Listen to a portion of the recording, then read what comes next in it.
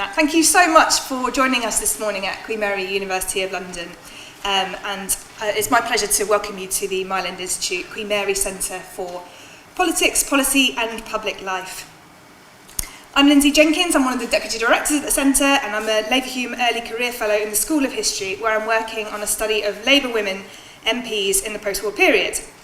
And just before we begin, in recognition of recent events, I'm just going to invite you all to join with us in a moment's reflection and silence.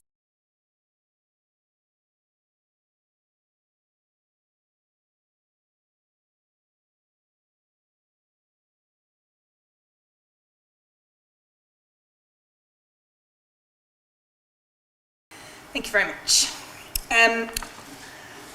So welcome to our event, Breaking the Glass Chamber, Women, Politics and Parliament, 1945 to 1997. I first began thinking about this event when Theresa May was Prime Minister, which now seems about 1,000 years ago. So it really is wonderful that we've finally made it here, train strikes, everything else, and to see so many familiar faces and to welcome new colleagues. It is really, really nice to see you all in person. So thank you so much for making the effort to come. I'm especially delighted to welcome the students who've joined us here from Draper's Academy, and tomorrow we'll have another group of students from the Central Foundation School. I'm also really keen to welcome the graduate students in the audience who've maybe not yet had a chance to attend these sorts of events, and to make the connections and networks which can really enrich your careers and your lives for years to come. So I would really like to encourage chairs to particularly look out for and encourage questions from both our students and our graduate students, and to all of you to make them welcome. So aside from my huge appreciation for all of you for making it here, there are several thank yous I'd like to make. First of all, to our keynote lecturers, which is going to be an absolute pleasure to hear from so many extraordinary women, many of whom have not just come from across the country, but have literally flown halfway around the world to be here. So I'm really looking forward to hearing from all of those. I want to thank the History of Parliament Trust for their generous sponsorship of this event, and in particular to Emma Peplow, who's been really helpful in helping us to organise it. I want to take a very sincere thank you to Patrick Diamond, who's the Director of the Myland Institute, who you'll be hearing from very shortly, for all his work to support this event and to make it happen.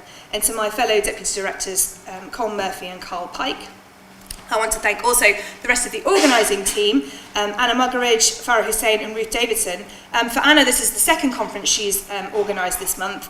Ruth has just come back from holiday to be here, and Farah has come back from maternity leave to be here, so they've all really gone above and beyond.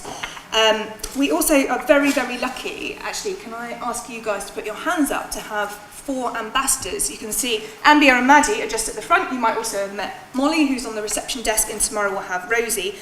Our ambassadors are Queen Mary students. They are a fantastic resource for us. We really appreciate the hard work that they put in. Basically, I just keep saying things like, I need sellotape, and they respond really, really positively. So that's really lovely to see, and we very much appreciate the work that you're doing for us. And finally, I want to say thank you to Tom Chidwick, because he's slightly weeping at the back at the moment, but many of you will already have encountered Tom, because basically he's the manager of the Myland Institute, and he has put so much effort and work. He's been working all hours in recent weeks and months to make this happen, and I really, really appreciate all the hard work and effort that you've put in, Tom. Thank you so much. To all of you who agreed to act as chairs for various sessions, I think you have everything you need, but if you do ask me if you need anything else. So finally, I'd like to invite our first speaker to formally open this event. Rushanara Ali has been the MP for Bethnal Green and Bow, our local MP at Queen Mary, for 12 years, having grown up and gone to school in this area. She was one of the first 3 Muslim women and the first person of British Bangladeshi heritage in Parliament. And she has a long history of activism and campaigning, especially on tackling discrimination, promoting social justice and supporting young people. In Parliament, she served in the Shadow Cabinet and on various influential select committees, including currently the Treasury Select Committee. It's my very great pleasure to welcome her to campus to formally open our event with her reflections on women, politics and public life today.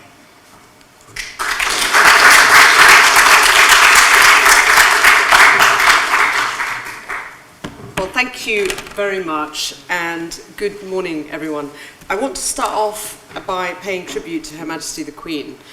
We mourn the passing of an extraordinary woman who is greatly admired here in the East End and across the country, the Commonwealth and the rest of the world. And her life of service, duty and internationalism of kindness is an example for us all. When I came here in this country at the age of 7, I was born in Bangladesh, which became a Commonwealth, member of the Commonwealth. There were only 3% of women members of Parliament. And this is the story that's often recalled by Harriet Harman, who is now the mother of the house. But what I also remember as a child is always being reminded by my parents, by my uncles, by my aunts, that this country is very unusual because the head of state and the then Prime Minister are both women. And while my family were not supporters of Margaret Thatcher, they marvelled at the fact that, as they put it, Britain was run by women, so by 2 women. And it's something that stayed with me because ever since then, I often sort of recalled those stories and those messages that passed through to the children of the family, particularly the girls in my family. But of course it took a very long time before we started to see that gradual increase into Parliament of more and more women.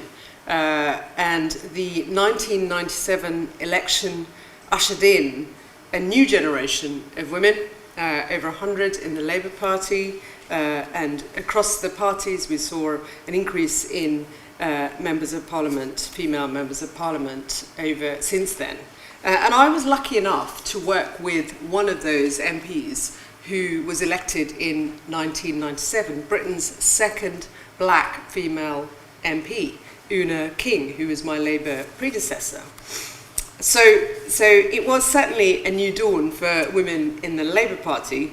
And today, what we see is, of course, in other parties as well, we've seen an increase in the number of women. And we now have 35% of women who are in the House of Commons, still not 50%. We've still got a long way to go, but we have seen over the years a gradual move, a gradual progress. And while I'm disappointed that my party is not the party that can boast having female prime ministers, we haven't had any so far, it would be remiss of me not to recognise that in our country, the Conservative Party, of course, has managed to get its 3rd female MP as Prime Minister of this country. So that has an impact on all of us, regardless of political leanings. The symbolism, the representation of the head of government being at the top, even if you don't share their politics, has an impact.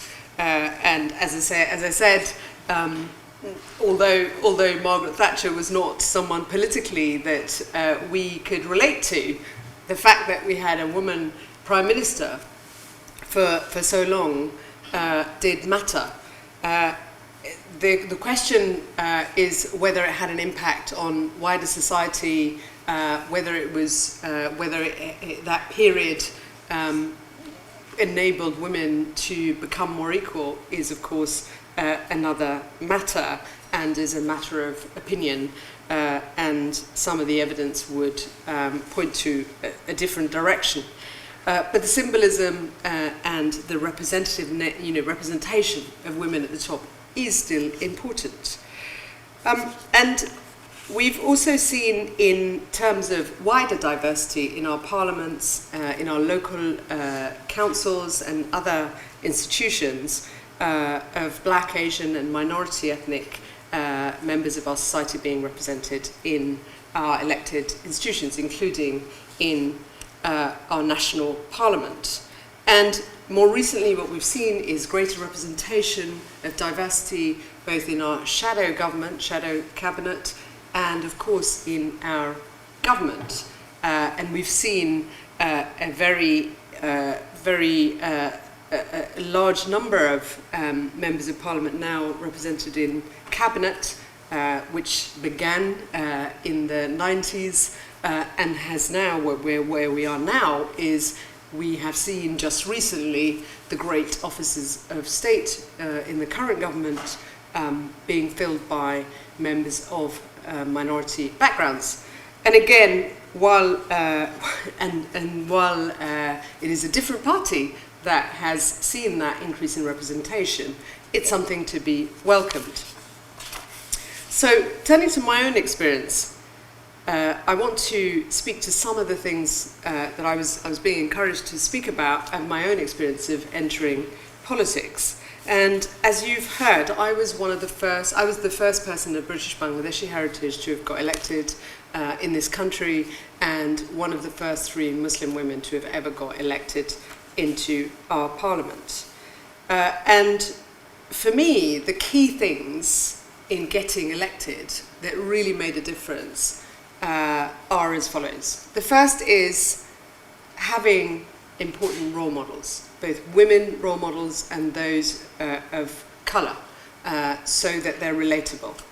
And of course, really important to have role models from your own social class background, something I haven't touched on, but I know that in the conference you will be discussing.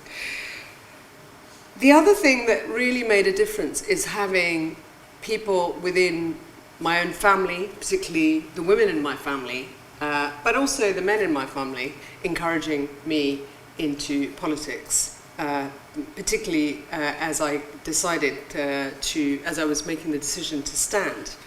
And having mentors, people in your life, whether it's your teachers, and I was very lucky, I went to a school locally, I went to a local sixth form college as well, where my teachers played a really important role in encouraging me in considering a life in public service.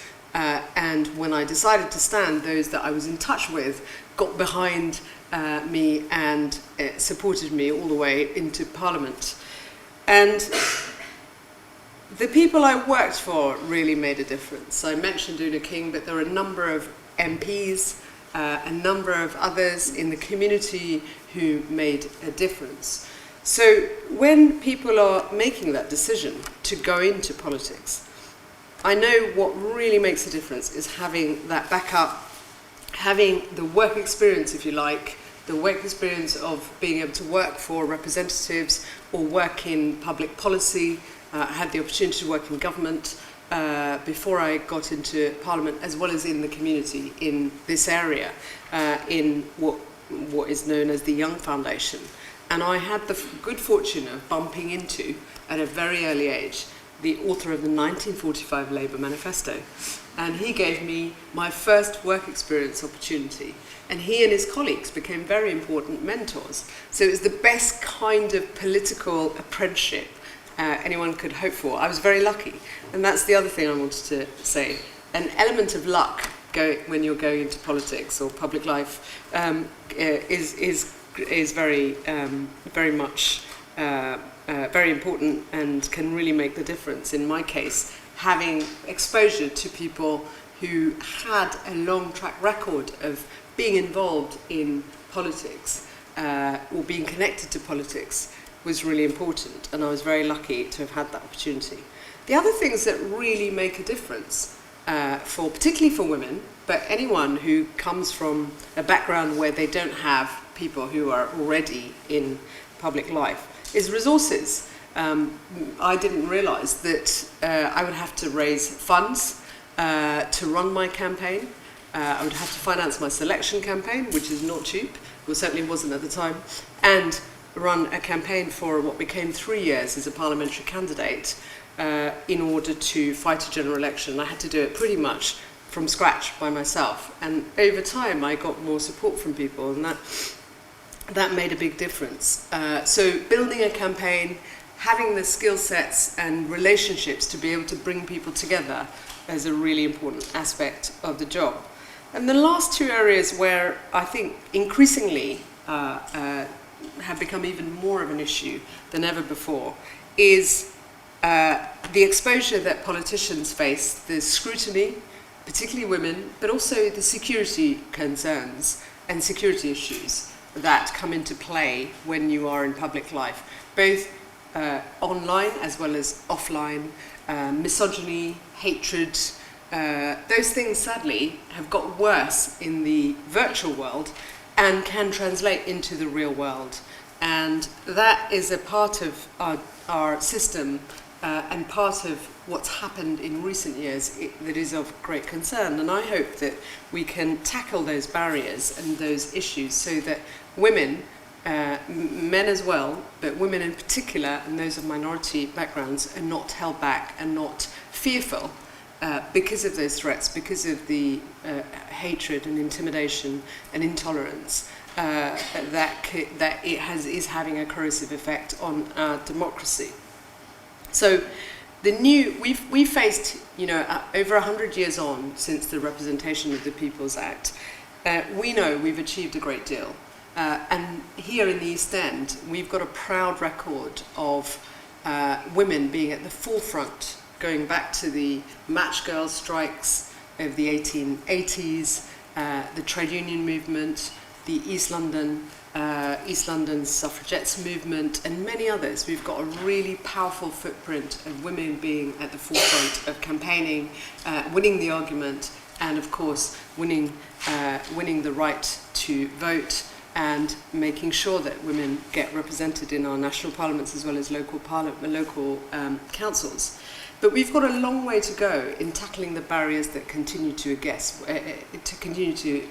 remain, from resources to security to misogyny to intolerance that is growing.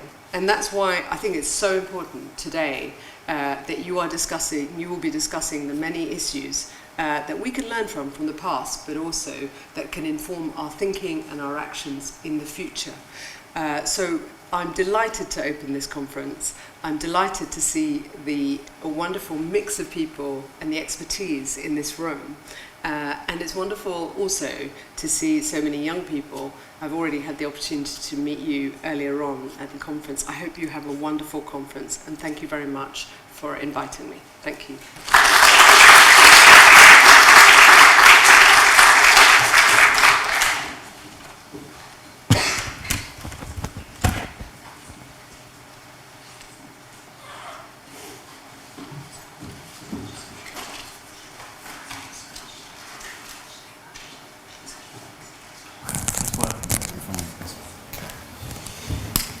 Right, morning everybody. I want to extend my own welcome to each of you. My name is Patrick Diamond, I'm Director of the Mile End Institute, and let me also just say many thanks to Rushanara for joining us this morning. I know it's a really, for obvious reasons, a very busy time, so we're so pleased that you were able to join us and to officially open this conference. Welcome to Queen Mary, welcome to the Mile End Institute. We're very proud of our position, our role here in the East End of London, and we're very proud today to be hosting this conference.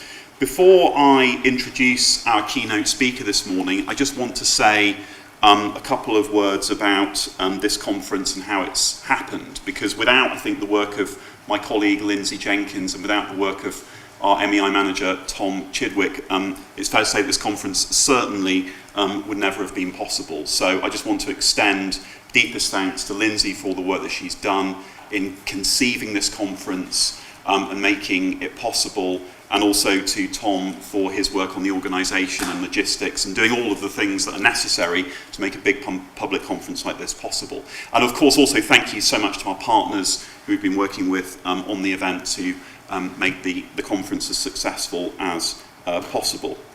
Let me then turn, without further ado, to the subject of this morning's keynote lecture. It really is my great pleasure to introduce Professor Laura Beers, who has flown a very long way to be here, it's fair to say. I wonder what country you thought you'd come back to when you arrived back in the UK a few days ago. It's certainly been an extraordinary period in our nation's history.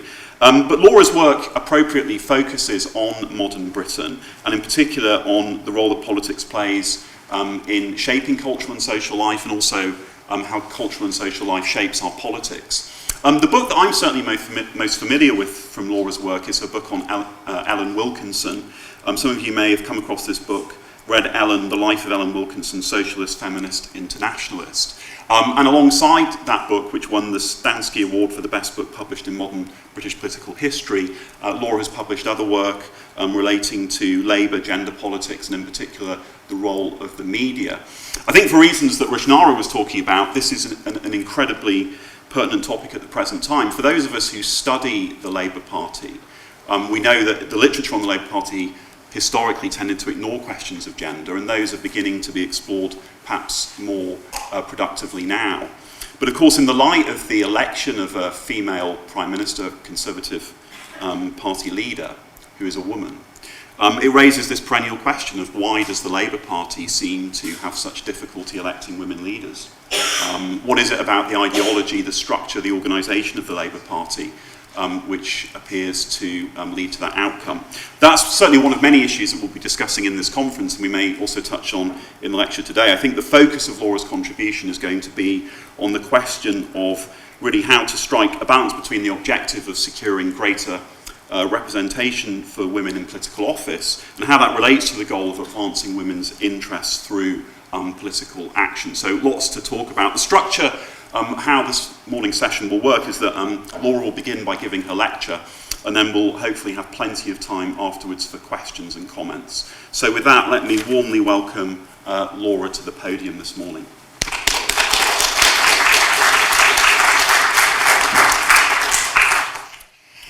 So firstly, let me say how honored I am to be kicking things off this morning and to been, I've got to turn this guy on. Can you guys hear me? Did it get louder all of a sudden? No. But everyone can hear me even if I just speak with my own voice. All right, I'll do that then. So as I said, I'm so honored to be kicking things off this morning and really pleased to have been asked to speak on one of my favorite topics, the role of women within our body politic. We've got an amazing range of panels and speakers over the next few days, looking both at women as politicians and political actors, and at the changes to political culture and political agendas that have resulted from women's more prominent engagement with politics, both as voters, activists, and politicians. I had settled on the topic of my talk, whether women have benefited more from breaking the glass chamber and having women serve as political representatives, or from a shift in political priorities in the century since political enfranchisement for women to bring issues of direct concern to women to the fore of the political agenda, long before Boris Johnson announced his decision to step down as Prime Minister, and well before Liz Truss became Britain's third female Prime Minister. But fortunately, while I'd settled on my topic, I hadn't yet written my paper, so Liz Truss was definitely on everyone's horizon by the time I sat down to write. Truss's campaign for the Conservative leadership, and by extension the premiership, all of a sudden thrust the question that I'd like to discuss today into the political spotlight. As feminists and the political commentariat more generally debated the significance of Labour never having had a woman leader, while the Tories were poised to have had three, and the linked question of whether or not a Liz Truss premiership would benefit women. Rushanara has very helpfully kind of touched on this subject already by talking about the importance of the symbolism, first when she was young of both the Queen and Thatcher as head of government and head of state, and now again Britain having a female Prime Minister, but then raising that link question of whether society and women's position in society had benefited from female leadership. So that's effectively what I'm going to talk about today, this question of the kind of symbolic significance of women in politics versus the practical changes to women's lives that are occasioned or not by female representation. So these are two images sort of symbolizing on the screen at the moment these two linked changes. One is a woman casting her ballot in 1918, the first election in which women could vote for members of parliament, and the other is Lady Nancy Astor walking into the House of Commons for the first time as Britain's first female MP. And so these two linked transformations in 1918, women becoming voters and women being given the right to stand as for Parliament and then serve in Parliament, are linked but very different in their impact, and that's what I'm going to talk about today. So in the previous months, and I'm sure this will remain in the months to come, many self-professed feminists have argued that a Truss premiership is unlikely to be a boon for women, citing in particular Truss's failure to address the systemic impact of the shift to universal credit and austerity cuts to social service funding on women during her time as Minister for Women and Equalities, a brief that she held simultaneously with being Foreign Secretary, which in itself is a testament to the fact that the previous administration viewed the task of safeguarding women's interest as a part-time job. The majority of these critics have come from the left of the political spectrum, and one can only assume, though they don't say so explicitly, that they believe the Labour administration, headed by Keir Starmer, a man, would better protect women's interest than a Tory administration headed by a woman. But these criticisms of Truss have not been limited to the political left. Truss's former cabinet colleague Amber Rudd had some choice words to say about her performance in a March 2021 interview with her Conservative colleague Caroline Noakes, MP for Romney, and chair of the Women and Equality Select Committee. Noakes asked Rudd for her views on whether Boris Johnson was a feminist, a question which she discreetly parried. However, she then volunteered her assessment of Truss. "Can I make one other comment about our Women and Equalities Minister, Liz Truss?" she said. "If you were to ask me if I think she is standing up for women sufficiently, I would say I'm a bit concerned that she seems to view inequalities as competing with each other. And inequalities are not things that compete with each other. We should be addressing them all. It's not the Hunger Games." Rudd went on to say that she thought there should be a separate Minister for Women and Equalities, and that if the post were held by someone committed and without a split brief, then you'd have somebody who owned the fact that the gender pay gap reporting should not be put on hold while we're in this pandemic. It's even more important to make sure that equality persists. So Rudd and Noakes' skepticism on Truss, and I'll flip it, there she is, just to give you something new to look at.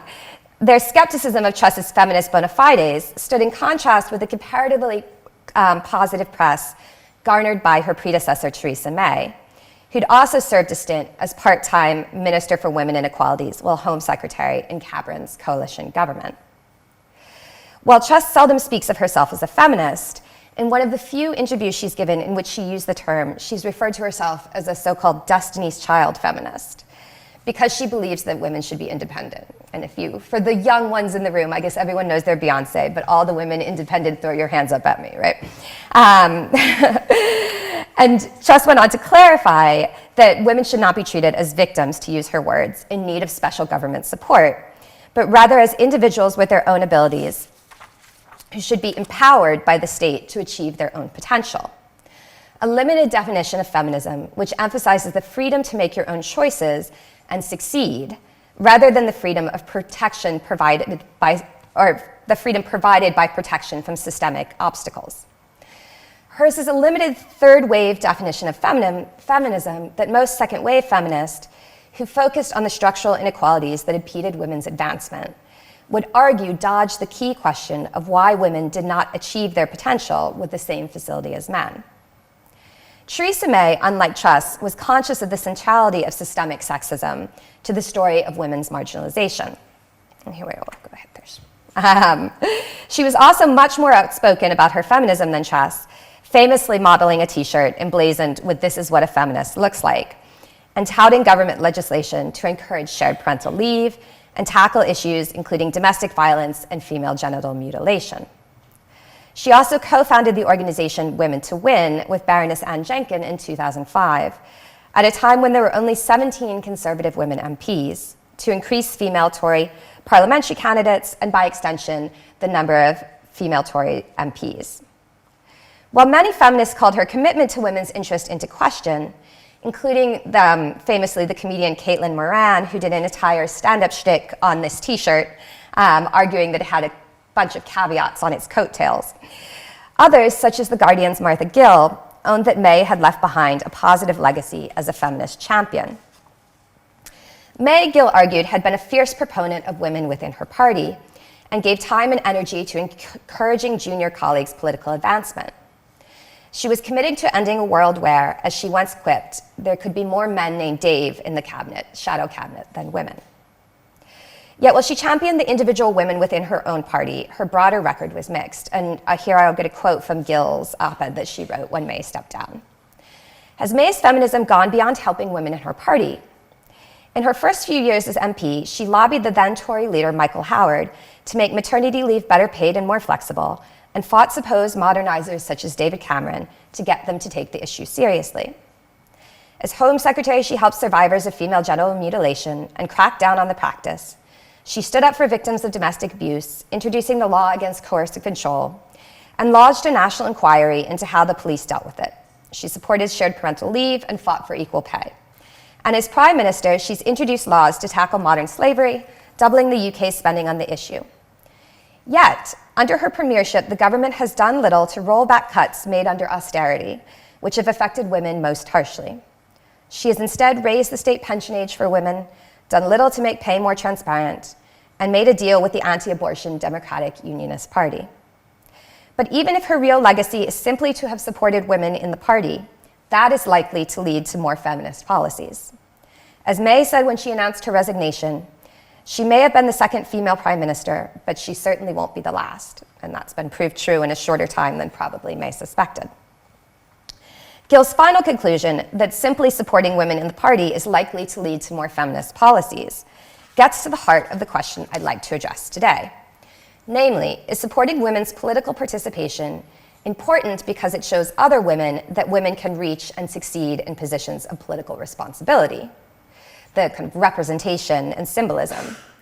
Or is it important because women intrinsically have a different political sensibility than men, and having women representatives will ultimately lead to more pro-women legislation?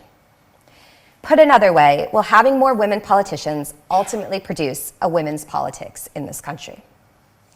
So given that I'm a historian, and particularly a historian of the early 20th century, I'm going to start off by tackling this question from a historical standpoint and offering an overview of how earlier feminists have understood the link between female representation and the representation of women's political interest.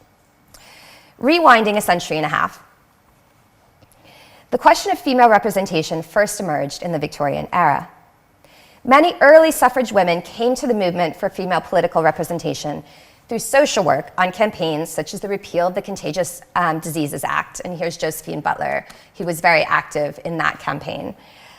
And this is an act which penalized female prostitutes for the spread of venereal disease and sought to extend state control over female bodies. Or alternately, they came to suffrage through abolition work, first in the British Empire and then in the United States. These women had deployed arguments about middle-class women's unique ability to understand and empathize with prostitutes and enslaved women on the basis of a shared gender solidarity to justify their intrusion into the public sphere of political advocacy in the mid-19th century. They employed a similar argument in making the case that women should be represented on local councils, school boards, and boards of guardians, the local boards of guardians being the local institutions that administered poor relief. And here's an image of a meeting in the London School Board, and you can see there's one woman in the back corner here, and a couple others, there's one right there as well. And we got a third. The issues of local governance, from the lighting of public roads on which women walked, at times unprotected, to the funding and operation of schoolhouses, many of which were staffed by women and attended by minors who were the particular concern of their mothers, to the treatment of women's children who were thrown onto poor relief, were issues that women argued they were best suited to understand and address. Their arguments, which did not threaten existing orthodoxies about men and women's separate spheres, which argued that the large affairs of state and foreign policy fell within an exclusively male domain, whereas women's concerns were focused closer to home, gained purchase in the 1850s and 1860s, and women were first allowed to stand for school and poor law boards in 1870. Specifically, I should say, single women and widows were allowed. Women ironically lost even this local franchise when they gained a husband, as the argument went that the husband could now represent the interests of both parties at the ballot box. In 1894, women were permitted by legislation to stand on district councils, but specifically not on municipal councils, a point of particular tension in London, where several women were elected to, but denied the right to sit on the new London County Council, established in 1888. The controversy over the position of women elected to the LCC led to a protracted campaign by feminists for the admittance of women to sit on urban councils. The fight was not ultimately won until the turn of the next century with the passage of the Qualification of Women County and Borough Councils Act of 1907.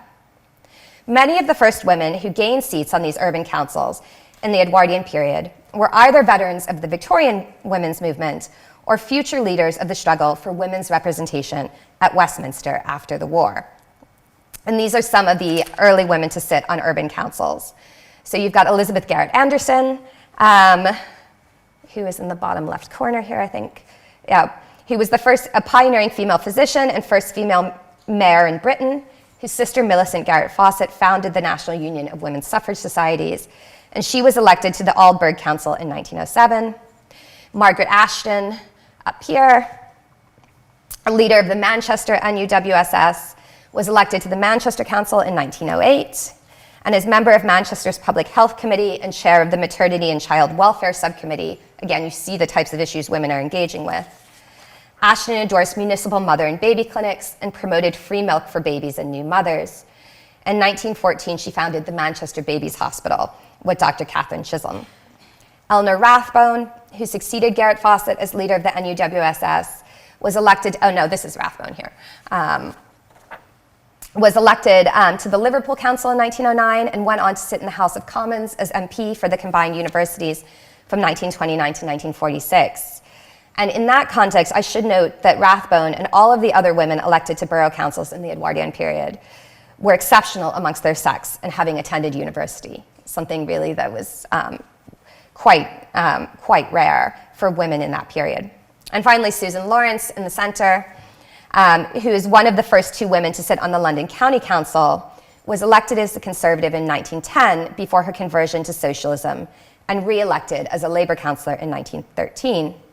She served as a deputy chair of the LCC from 1925 to 26 before she too entered Parliament at the East Ham North by-election in 1926 and served as the parliamentary secretary to the Ministry of Health in the second minority Labour government. And here, where is my... this is one of my all-time favorite photographs. As Patrick said, I've written a biography of Ellen Wilkinson, but Ellen was her junior minister when Susan Lawrence was at the Ministry of Health. And you can see, I mean, I like it partly because of the massive height differential between the two of them, but also from the clear admiration in Ellen's eyes as she, and Susan's as well. For many of these women, representation on municipal councils was both an end in itself and a stepping stone on the pathway to national office, as I've emphasized. However, whereas feminists had actively campaigned for female representation on borough councils, they stopped short of campaigning for the right to women to hold national office as members of parliament.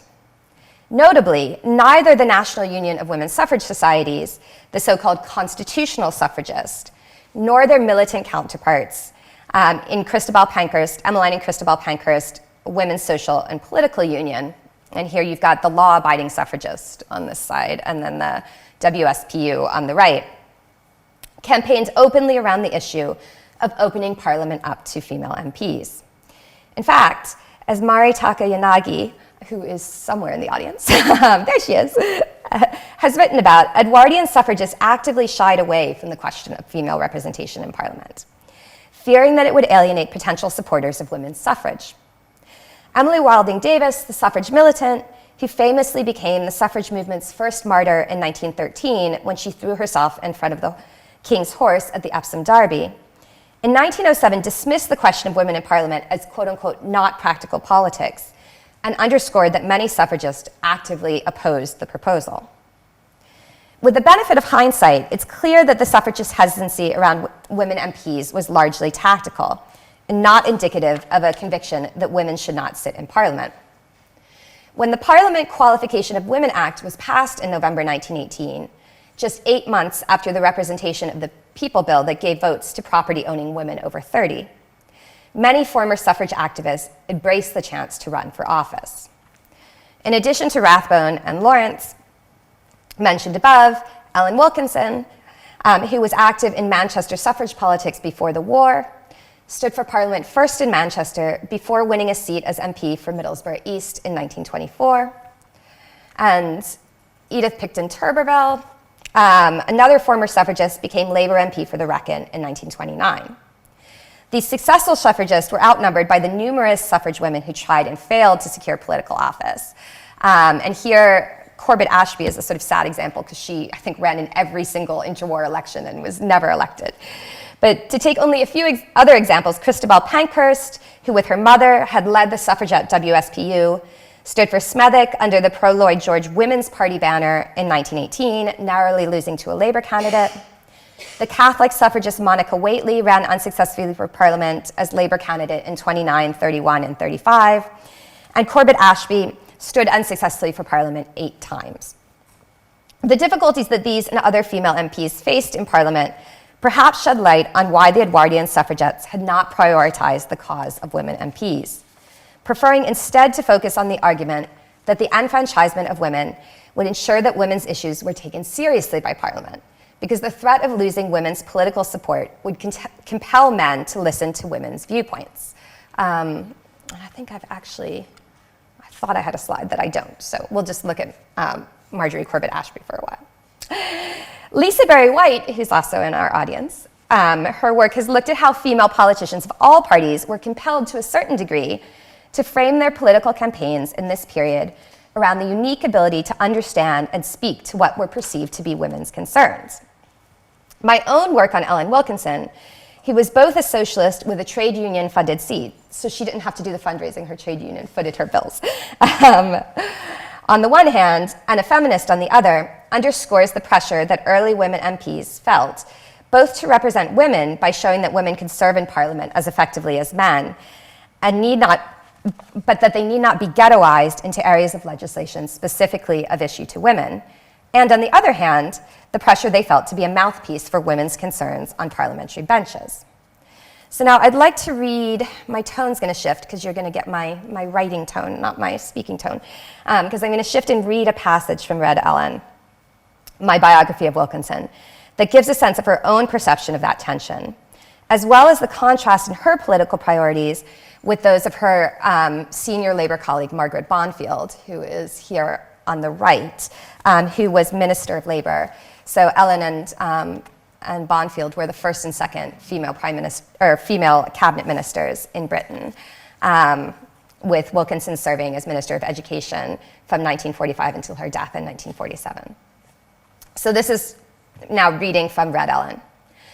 After her maiden speech, which was on the technicalities of the 1925 Widows' Pensions Bill, so a women's issue, Wilkinson had told reporters that she had no intention of becoming an MP for women. Rather, I mean to be in the middle of the fight on industrial questions, she said. Although she did participate in debates over unemployment and industrial policy, Ellen's parliamentary interventions during her first session focused closely on issues of interest to women. In this, she differed from Margaret Bonfield, the only other female trade unionist to have been elected to Parliament when Ellen won her seat for Middlesbrough East.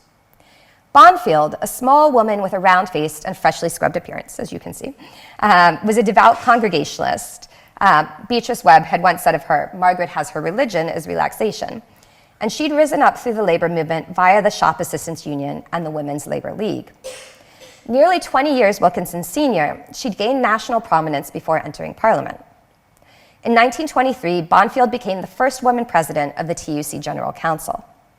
As one biographer has argued, she advanced within her union and therefore within the party, not because she was a woman or because of women's votes, but because colleagues valued her combination of dedication, courage, and practical common sense. This is not to say that Bonfield did not support women's rights, but the class struggle was unquestionably her first priority. A tally of Wilkinson's parliamentary contributions reveals that she devoted nearly a tenth of her speeches to issues specific to women. And this is an average figure that masked the greater attention to women's issues in her youth compared to the 30s and 40s when she was very engaged in the fight against fascism. So there's a real shift to foreign policy. Bonfield, in contrast, spent only 5% of her time speaking on women's issues. To say that Wilkinson's speeches, particularly during her first parliamentary session, focused on women's issues is not, however, to say that she served as a mouthpiece for feminist organizations, such as the National Union of Societies for Equal Citizenship, which was the successor organization to the NUWSS. A survey of some of the issues that preoccupied Wilkinson during the 1924-25 session sheds light on how she understood the link between politics and gender. 5 issues affecting women with which Wilkinson concerned herself were the amendment of the Representation of the People Act to extend the franchise to women under 30, equal pay and promotion for women in the civil services, women's pensions, the taxation of women's luxuries, and the nationality of married women. The most obviously feminist issue was franchise reform. The Conservatives had promised that if elected, they would form an all-party committee to discuss franchise reform in 1924. Not a commitment to reform per se, but a greater concession to the women's movement than at any previous election. In February 1925, Labour member William Whiteley put forth a bill to equalize the franchise, which Wilkinson seconded. In doing so, she displayed her now trademark blend of humor and penetrating argument. Here I'm quoting from Red Ellen again. Opponents of female enfranchisement had suggested that if given the vote, women would simply vote for the best-looking candidate. Ellen jestingly sought to dispel her male colleagues' anxieties on that count, disclaiming, "Looking around the House, I cannot see there's any need for honorable members to be worried." She noted, "It was stated that there were actually women members in the House who were against the extension of the franchise," and this was a clear reference to the anti-suffragist Conservative MP, the Duchess of Atholl, which Wilkinson decried as an utterly incomprehensible thing, given that women were only in the House owing to the work of the suffrage movement. A jibe that elicited a hear, hear from Nancy Astor on the other side of the aisle. She then turned serious. Young working-class women needed the franchise to ensure that their voices would be heard and their interests protected. Rereading that passage from Red Ellen as I put together this talk, I was struck by a few things. Despite having dedicated her maiden speech to the interest of women and spending a tenth of her time in Parliament focused on women's issues, Wilkinson was determined not to be perceived, either by her colleagues or by the press, as only in Parliament to represent women's interest. The language in which she advocated for suffrage for younger women suggests that she believed that women's interests would be taken seriously by electors when they had the vote, not when they had more women to speak for them. Her dig at the Conservative Catherine Stewart Murray, Duchess of Atholl, who served as MP for Kinross and West Perthshire from 1923 to 1938, and with whom Wilkinson would later work closely championing the Republican cause during the Spanish Civil War, presupposed that female MPs owed their presence in Parliament to suffragists, despite the fact that suffragists had not openly campaigned for female political representation. Finally, Nancy Astor, the Conservative MP for Plymouth Sutton from 1919 to 1945's exclamation of "hear, hear" as Wilkinson made her feminist speech, underscores that feminism was not a party political issue in the early 20th century, despite the tendency of feminists to fall left of the political center. And on the converse side, Margaret Bonfield's comparative disinterest in feminism, which I cited above, highlights that not all women on the left were self-consciously feminist. I will say that while Bonfield was not particularly feminist, you can see her pride in being the first female cabinet minister and privy councillor, or, as it were, breaking the glass chamber, in the promotional film that Ramsay MacDonald's second minority administration made shortly after the election, a film that foreshadowed the Blair Babes photo shoot of 60 years later, only that MacDonald didn't crash this film. So this will be a real test of whether our tech works, because I'm going to try to show you. This is one of the first film recordings made by a British government. All right, shall we skip verification and see if it works? All right. Here we go. Okay, there's volume.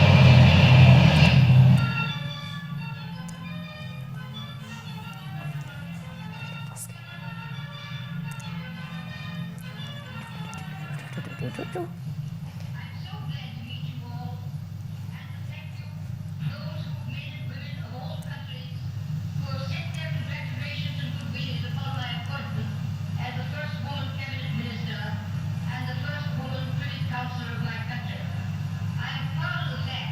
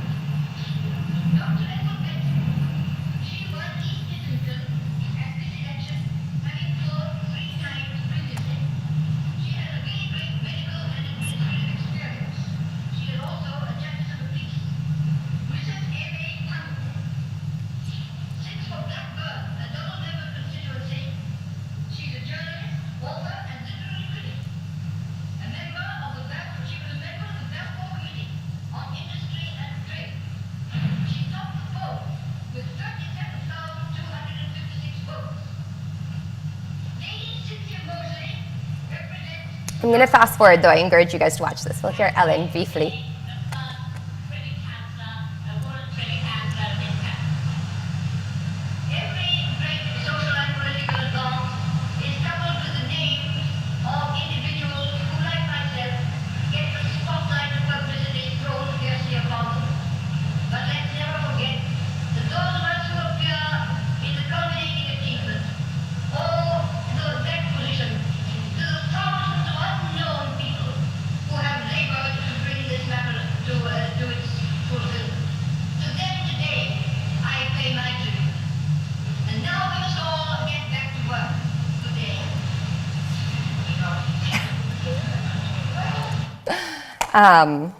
So now I've got to exit out of this.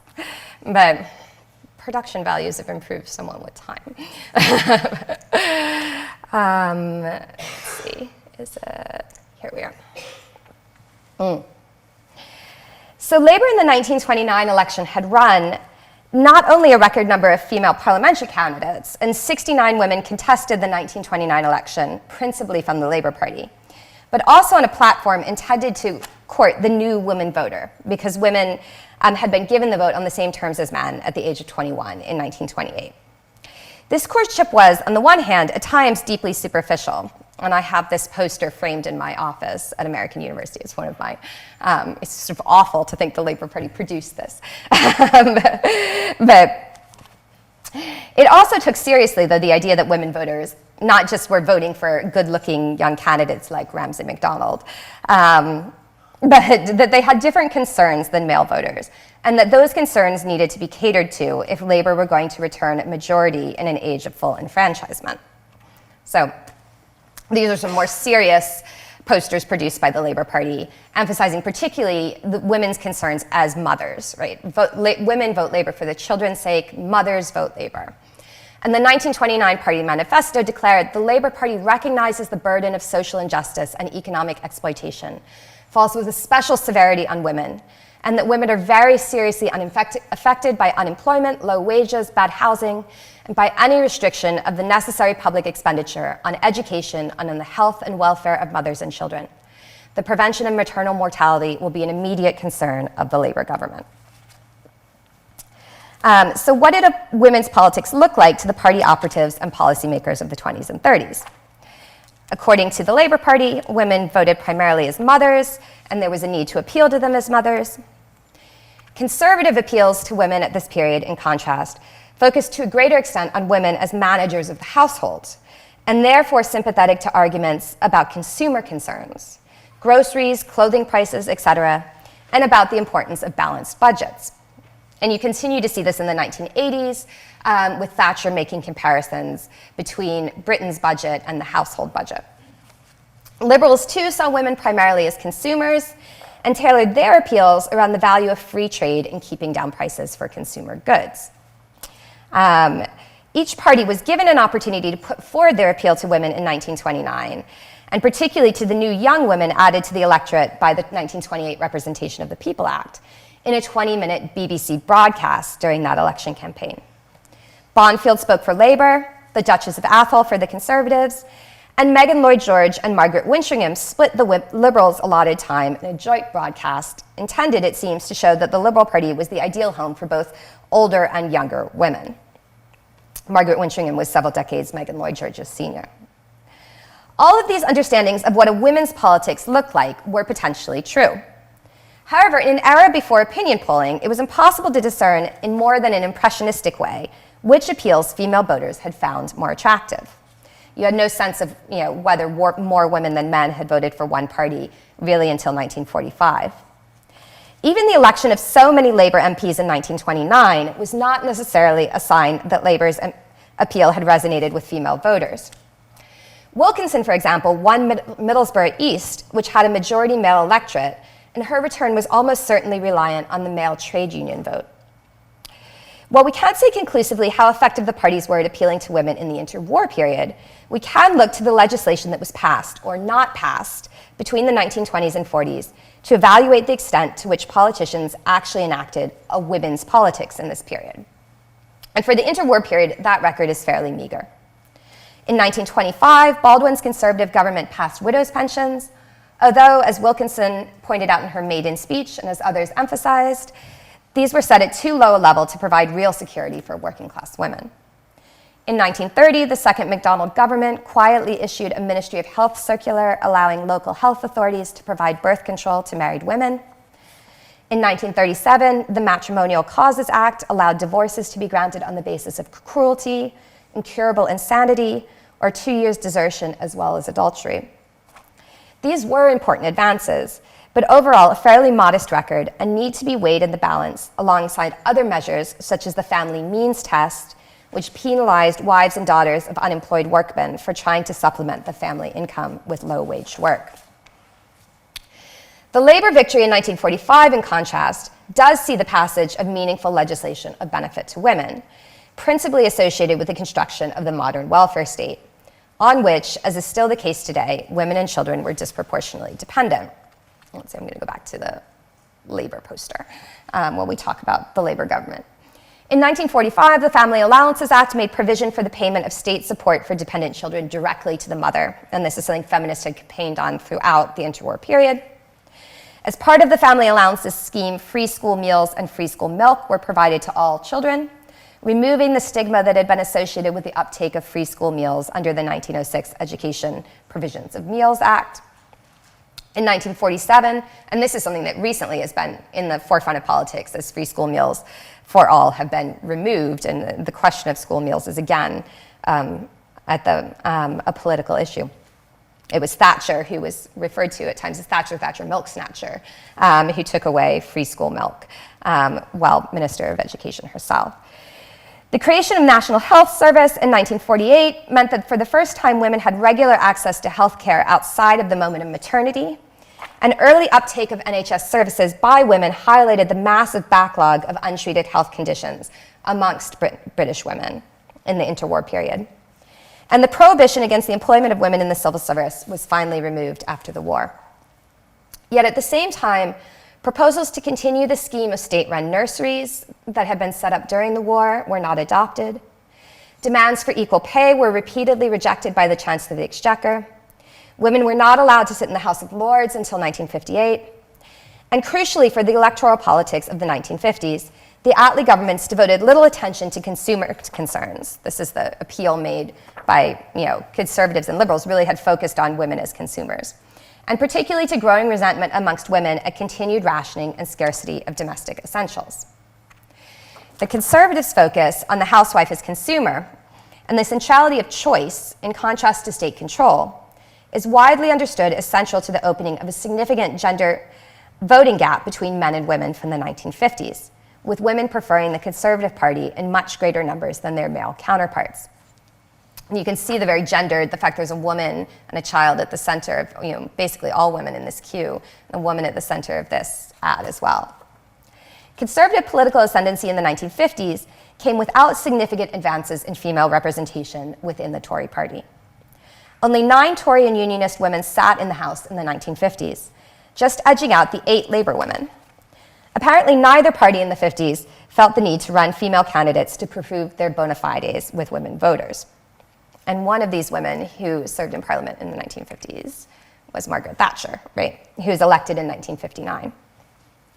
The situation in terms of women's representation in Parliament improved somewhat in the 1960s and 70s, at the same time that women finally make significant legislative advances in terms of the passage of the Equal Pay Act in 1970, spearheaded by Labour Minister of Employment Barbara Castle, and the legalization of abortion in 1967.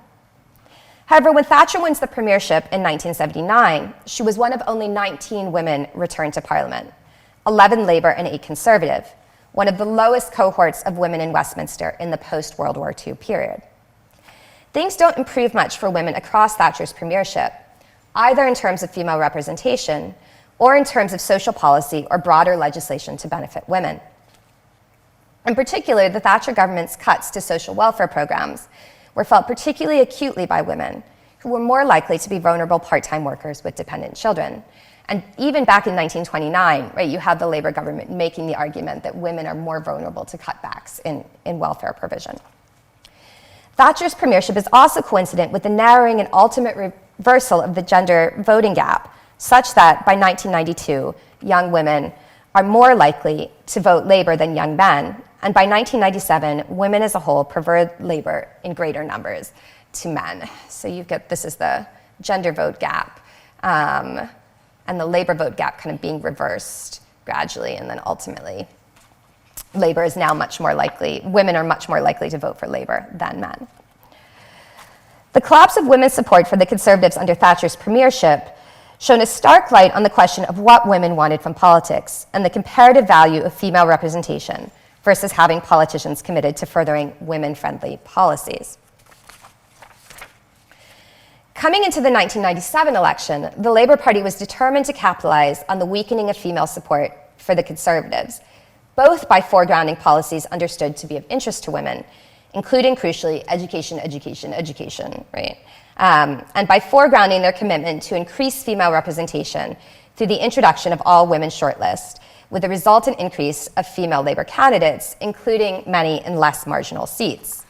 And ultimately, the return of the massive cohort of women, oh, I've lost it. This is the age analysis of internal polling. I had to, my computer crashed yesterday, so I've had to get this from the cloud. And the cloud doesn't have the final slide, which is meant to be the Blair's Babes slide, but you guys have all seen that image of the large cohort of women returned in 1997, standing with Blair, who's photobombed the center of the image. Since 1997, Labour has continued to have a greater percentage of women within their parliamentary party than the Conservatives.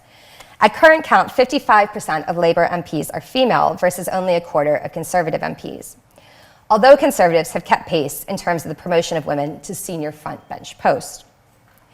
The Labour Party has also cemented its reputation as a defender of those parts of the welfare state, including particularly child benefit, what is now universal credit, school meals, and other supports for women and families, which are clearly gendered in nature. And the gender voting gap has solidified, with women now, as I said, consistently more likely to vote Labour than men in their age bracket. So what, if any, significance should we accord to the fact that the Labour Party has not yet elected a woman leader? How much does representation in the sense of a woman in the top post matter? And it definitely sends a signal to women, and particularly young women, about their potential and their entitlement to aim high. But a question that I think we're going to discuss, over the days to come is it the most important question in terms of women's politics? Is the ability of women to break the glass chamber what is going to advance women's interest in this country? Or is it women's political organization outside of office and their strength as a voting cohort? Or is it a combination of the two?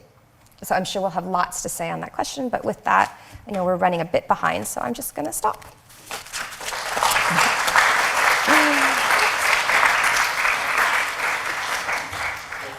So much, Laura. I think, you ended there on a really interesting, maybe sort of provocative note about how much does this kind of question matter about gender of the leader of a political party, just something you can explore now. I want to open it up to questions, comments that people have.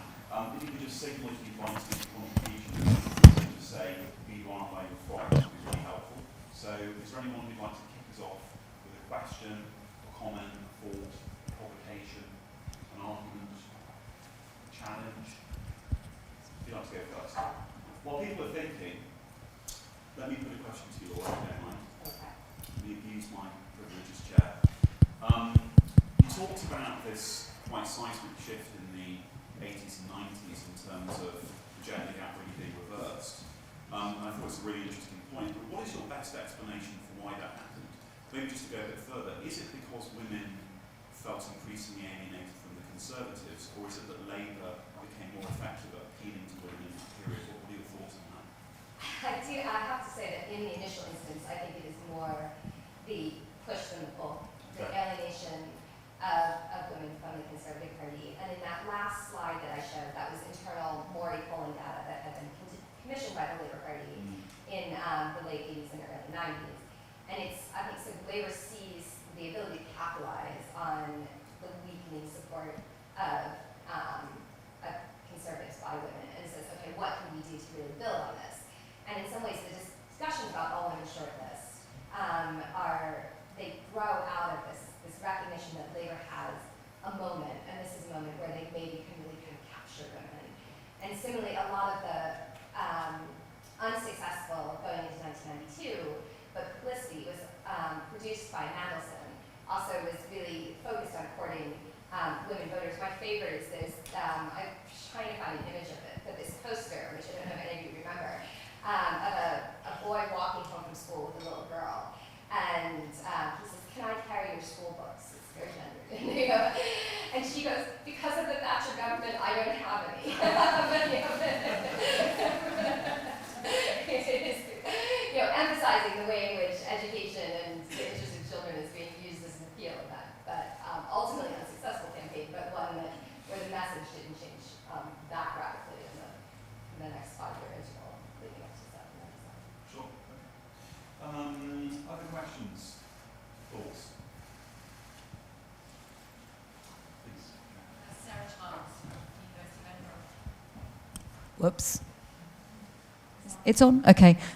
Broke the first rule. Sarah Charles, University of Edinburgh. Great to see students here. So once I shut up, you should really be thinking about questions too.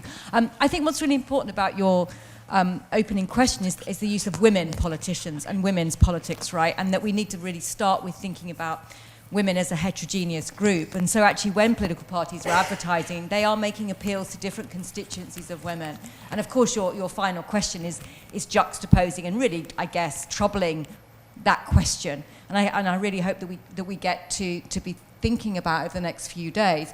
This idea is, why are we often led to assume that political parties are competing over the same women, as if women are not as diverse and having varied interests as men? We never think about men having a set of interests that are all the same. And we see them on the ideological left to right, but we also see them in terms of different identities. And it seems to me that's where we really need to be thinking about, why is it that political parties are competing for women's votes, and which women's votes are they prioritising?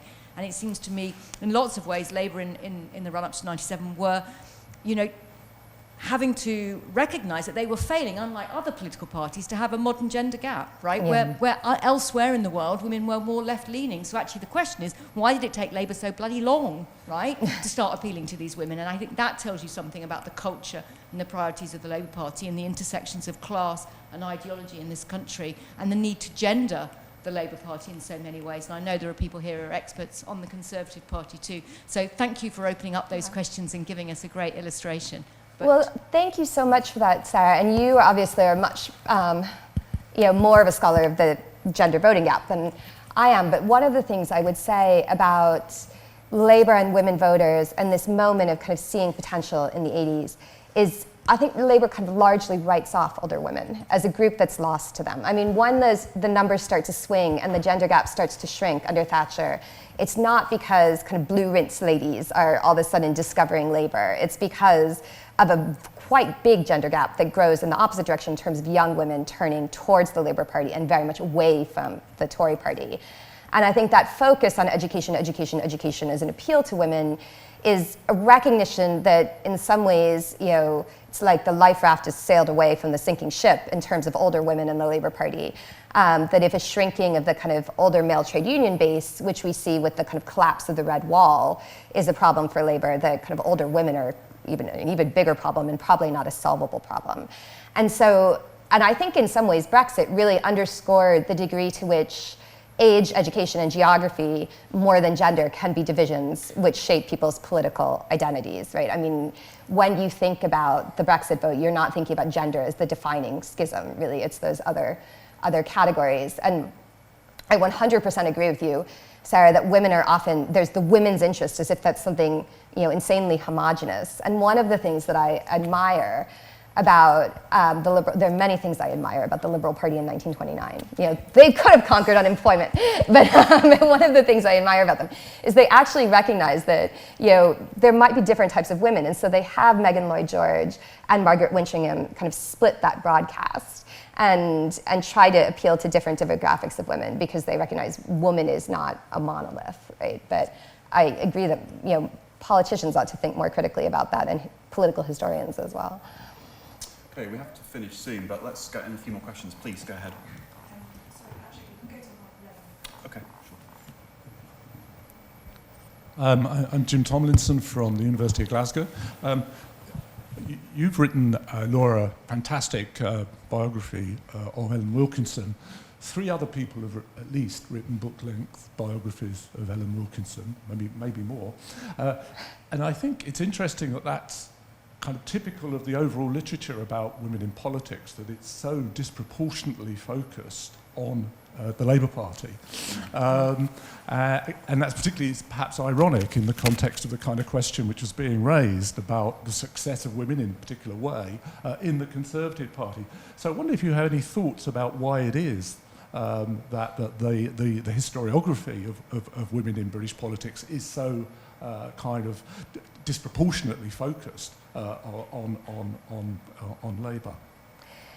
Well, I guess I'm not entirely sure, Jim, that I agree with the central premise, right? Because there are many biographies of Ellen, which I would argue just is because of how amazing she is as a figure, right? But I mean, they're dwarfed by the number of biographies there are of Margaret Thatcher, right? And so I think there is a tendency to look at the history of women in politics through the lens of exceptional women, as opposed to through the broader story. And I think one of the things that's great about the next few days is we're not just focusing on the narratives of that handful of women who become cabinet ministers of either party, but looking at women in local politics, looking at, women at all sorts of levels and geographies of political representation, women in Scottish politics. And I think there has been a tendency to focus on, people like Barbara Castle, Ellen, Thatcher, the kind of big female figures at the expense of a kind of broader story. So almost like the Westminster model view of politics also dominates the women's political careers that we... I think so, and also the field of political biography in Britain, probably more generally, yeah. Any other questions for us at this stage? Please go ahead.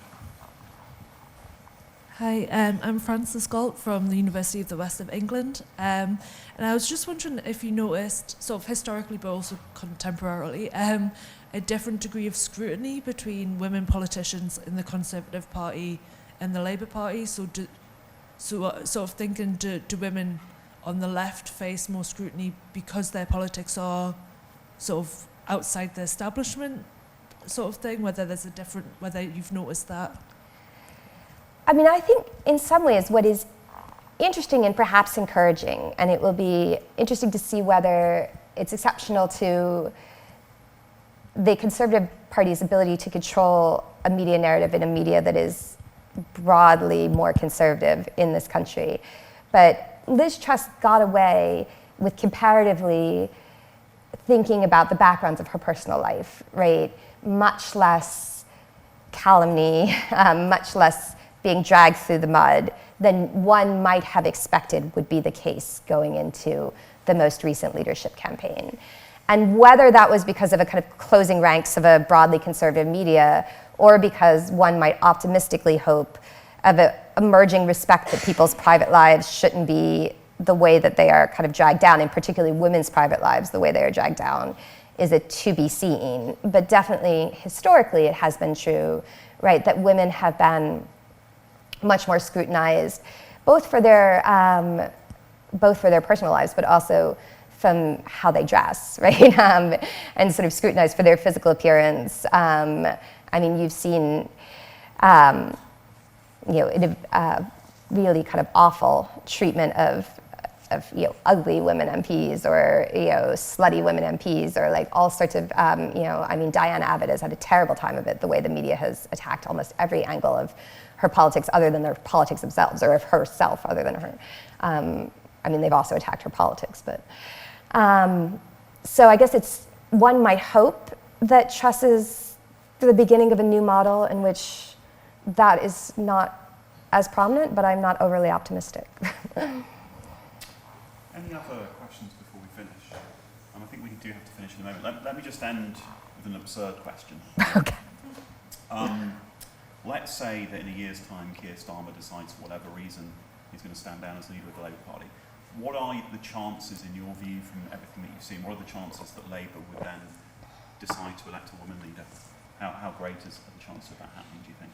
I think probably better than they've ever been, right? And partly, I think that's because you have women in senior positions in his shadow cabinet who would be obvious candidates to step in. But partly it is because I think Labour was really dragged over the coals during, particularly in the immediate emergence of Liz Truss as the front runner, by the media and by those within its own movement about the fact that they had never had a woman leader. I remember one kind of excruciating Emily Thornberry Newsnight interview in which she was, you have to look at the bigger picture, and there are many more women Labour councillors, and there, blah, blah, blah. But she clearly felt acutely conscious. And I think the Labour Party is likely to bend over backwards. I think they don't want Starmer to go anytime soon. There's been too much upheaval and churning, right? But if he were to elect a woman leader, we'll see. History might prove me wrong, right?